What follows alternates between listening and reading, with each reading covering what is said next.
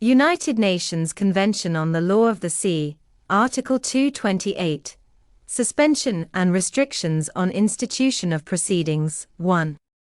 Proceedings to impose penalties in respect of any violation of applicable laws and regulations, or international rules and standards relating to the prevention, reduction and control of pollution from vessels committed by a foreign vessel beyond the territorial sea of the state instituting proceedings, shall be suspended upon the taking of proceedings to impose penalties in respect of corresponding charges by the flag state within 6 months of the date on which proceedings were first instituted, unless those proceedings relate to a case of major damage to the coastal state, or the flag state in question has repeatedly disregarded its obligation to enforce effectively the applicable international rules and standards in respect of violations committed by its vessels.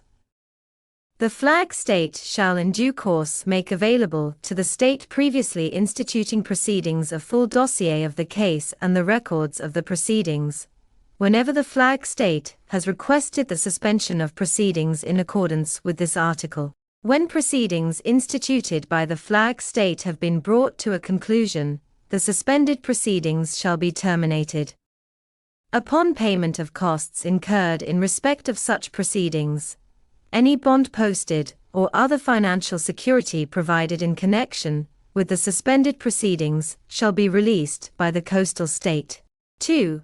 Proceedings to impose penalties on foreign vessels shall not be instituted after the expiry of 3 years from the date on which the violation was committed, and shall not be taken by any state in the event of proceedings having been instituted by another state subject to the provisions set out in paragraph 1.